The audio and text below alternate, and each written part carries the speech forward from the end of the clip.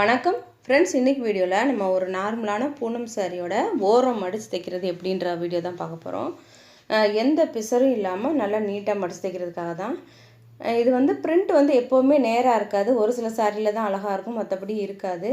நான் இந்த சாரியில் காட்டுறேன் பாருங்கள். இந்த சைடு வந்து நல்ல அகலமாக இருக்குது, இந்த பிரிண்ட் தேவையில்லைன்னு நம்ம நினைப்போம். ஆனால் அது வந்து நம்ம அந்த மாதிரி கட் பண்ணக்கூடாது. எங்கே வந்து ரொம்ப பள்ளமாக இருக்குதுன்னு பார்த்துக்கோங்க. நீங்கள் முந்தானியை இந்த மாதிரி விரித்து பார்த்துக்கோங்க. எந்த இடத்துல குறைவான துணி இருக்கோ அந்த இடத்துல இந்த மாதிரி நூலை நீங்கள் எடுத்து சுருட்டி விட்டு நம்ம அதுக்கப்புறம் கட் பண்ணோம்னா நேராக வரும் உங்களுக்கு.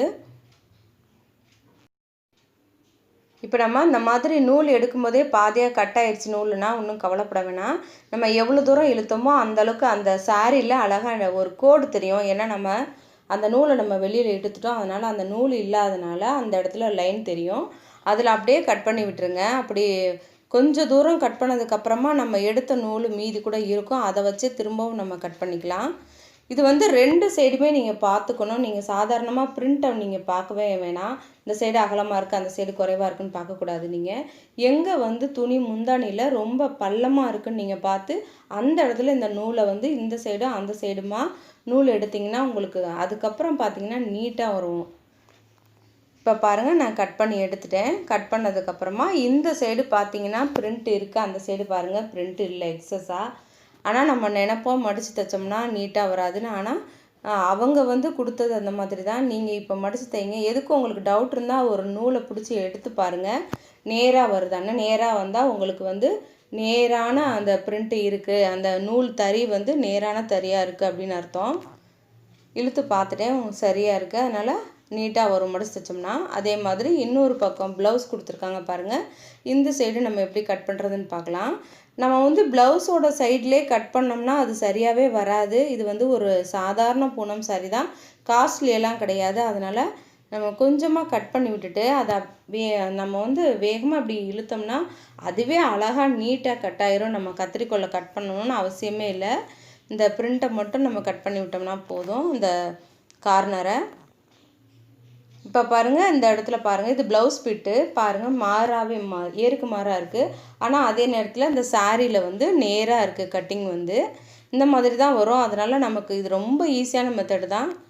இப்போ வந்து ரைட் சைடு எதுன்னு நல்லா பார்த்துக்கோங்க. நல்லா திக்காக இருக்கும், அந்த கம்பெனி பிரிண்ட்டுன்னு சொல்லுவாங்க. அது அந்த கரைபாகம் வந்து நல்லா திக்காக இருக்கிறது வந்து நல்ல பக்கம். கொஞ்சம் டல்லாக மெலிசாக வெளுத்த மாதிரி இருக்கும், அது வந்து ராங் சைடு. அந்த மாதிரி வச்சு நீங்கள் ஓரம் மடித்து தைச்சிக்கோங்க. இப்போ ஒரே டைமில் 2 தடவை மடித்து தைச்சிக்கலாம். மடித்து தைக்கும்போது கொஞ்சம் கொஞ்சமாக மடிச்சுக்கோங்க. இந்த துணியை வந்து இந்த சைடு நல்லா அப்படி எடுத்து விட்டு மடித்து தைச்சிங்கன்னா நீட்டாக வந்துடும். சாதாரணமாக நம்ம கட் பண்ணி தைச்சோம்னா சரியாக வராது. நீங்கள் இந்த மெத்தடை ஃபாலோ பண்ணி பாருங்கள். தைச்சி பார்த்துட்டு அதுக்கப்புறமா நீங்கள் சொல்லுங்கள் எப்படி வந்துச்சுன்னு.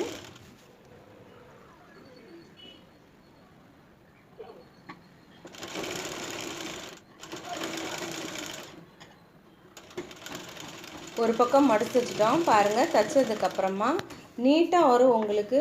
வந்து மடித்து தைக்கும்போதே உங்களுக்கு அழகாக வரும். எந்த அந்த சுருக்கமே வராது உங்களுக்கு கிளாத்து மடித்து தைக்கும்போது.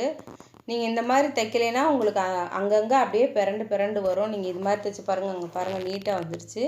அதே மாதிரி நம்ம இன்னொரு சைடும் மடித்து வச்சுக்கலாம். இந்த சைடு வந்து நம்ம நூல் எடுத்த சைடும் பாருங்கள். உங்களுக்கு வந்து பிரிண்ட்டை வச்சு நீங்கள் கட் பண்ணாதீங்க. நூல் வந்து தறி வந்து எப்படி இருக்கோ அந்த மாதிரி நம்ம நூலை எடுத்து விட்டுட்டு கட் பண்ணோம்னா உங்களுக்கு நீட்டாக வரும். அது ஒரு சில சாரியில் தான் கரெக்டாக கொடுத்துருப்பாங்க, மற்றபடி எல்லா சாரியிலுமே இந்த மாதிரி தான் இருக்கும். அதனால் நீங்கள் இந்த மாதிரி நூலை எடுத்துகிட்டு கட் பண்ணி தைச்சிங்கன்னா ரொம்ப நீட்டாக வரும்.